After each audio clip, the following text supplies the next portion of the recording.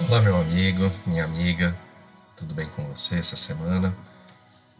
Espero que essa mensagem chegue a você em um momento de tranquilidade, que você possa dedicar aqui alguns minutinhos da sua atenção para olhar para dentro de você, para ouvir a palavra do nosso Mestre e assim seguir no caminho de evolução tão bonito, preparado para cada um de nós. Antes da gente entrar no tema dessa semana, eu queria te convidar para fechar os olhos por um instante, procurar nesse momento desconectar a sua atenção dos problemas do dia a dia e assim trazendo a sua atenção para o aqui, para o agora, para essa reflexão, as palavras que a gente vai ouvir. Aproveite também para agradecer o seu anjo da guarda, esse amigo que está sempre conosco, nos intuindo, nos auxiliando em todos os momentos de nossas vidas. E junto do nosso anjo da guarda também vamos agradecer a nossa querida mãe espiritual, Maria de Nazaré, pedindo que ela nos envolva com seu manto azul de ternura e de amor. Assim elevamos os nossos pensamentos também ao Mestre Jesus e ao Pai da vida. Essa semana a gente continua também na análise do Caminho, Verdade e Vida, né, o livro psicografado pelo Chico e junto com o Emmanuel, né? E como sempre, o Emmanuel traz um versículo do Evangelho para inspirar a reflexão do capítulo, e o versículo que ele traz nesse capítulo dessa semana é o capítulo 164, não perturbeis. E o versículo está em Mateus e ele diz: portanto, o que Deus ajuntou, não separe o homem. E a reflexão do Emmanuel, como sempre, é muito interessante, né? Ele começa o capítulo dizendo: a palavra divina não se refere apenas aos casos do coração. Os laços afetivos caracterizam-se por alicerces sagrados e os compromissos conjugais ou domésticos sempre atendem a superiores desígnios. Ou seja, né, o Emmanuel está chamando a atenção que esse versículo que muitas vezes a gente relaciona ao casamento, né, ao matrimônio, Emmanuel está dizendo, olha, na verdade não se refere apenas aos casos do coração. Todos os laços afetivos, todos os laços familiares estão sempre dentro de um plano maior, de um plano divino.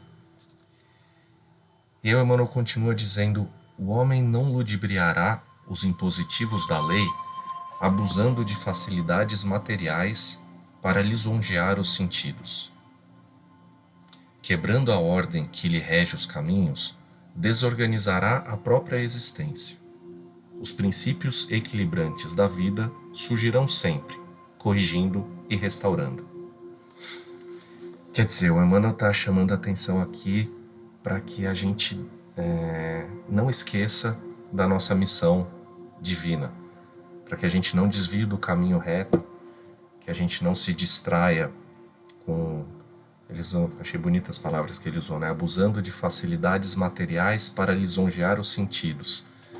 Ou seja, para a gente não se distrair com os prazeres da matéria, para a gente não se distrair buscando satisfazer momentaneamente os nossos desejos, e assim a gente sair da trilha que está prevista para a gente no planejamento divino. E ele fala que quando a gente sai do planejamento divino, quando a gente sai do que é certo e do que é correto, a gente desorganiza a nossa própria existência. Então, quando a gente começa a sair da estrada, ela vai começar a ficar mais turbulenta, e aí os princípios da vida vão, as palavras que ele usa, os princípios equilibrantes da vida surgirão sempre, corrigindo e restaurando.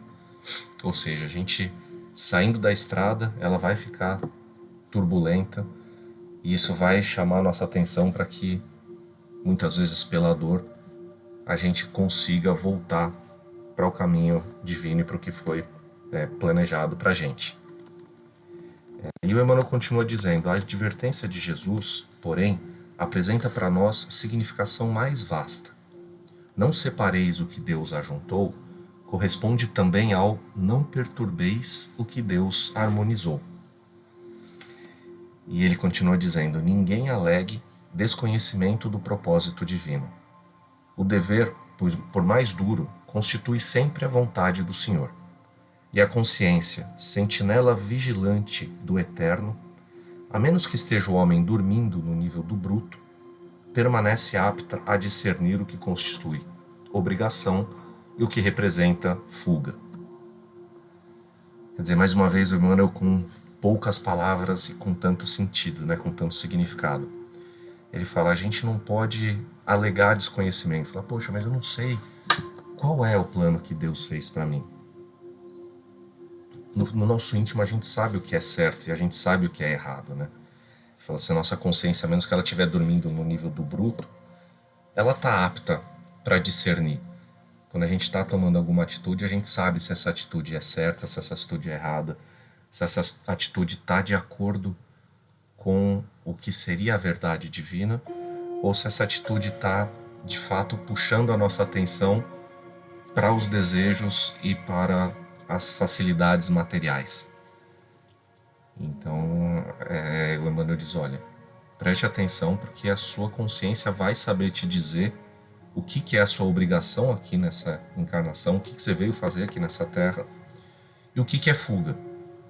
Ou seja, às vezes a gente fala, puxa, nossa intuição diz, eu devia fazer isso. Puxa, mas vai dar tanto trabalho, vai ser tão difícil. Será que não é mais fácil eu ir por ali e fazer alguma atitude mais mundana? E aí, o que vai acontecer, né? As regras divinas, elas são sempre muito boas. Quando a gente tentar fazer isso, vai vir um puxão de orelha, vai vir alguma questão externa, né, a nossas atitudes, que vai nos dizer que aquele caminho não é o correto e vai nos puxar de volta para o caminho certo. E aí eu não vou ler o capítulo todo, acho que é interessante quem tiver curiosidade de ler no Caminho Verdade e Vida, o capítulo 164. Mas só para concluir, como que o Emmanuel termina a passagem dizendo: prestigiemos as organizações do justo juiz, que a noção do dever identifica para nós em todos os quadros do mundo. Às vezes, é possível perturbar-lhes as obras com sorrisos, mas seremos invariavelmente forçados a repará-las com suor e lágrimas. Ou seja, a gente tem o nosso livre-arbítrio para escolher o que a gente quer fazer.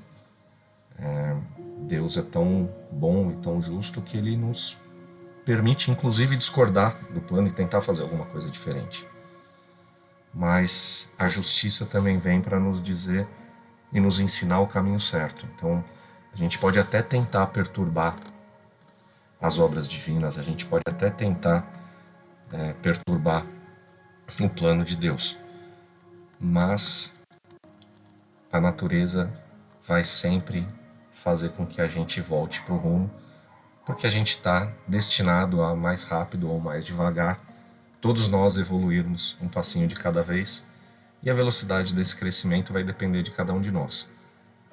Quanto antes a gente aprender a dirigir na estrada, quanto antes a gente vai conseguir evoluir por menos sofrimentos e por caminhos menos turbulentos.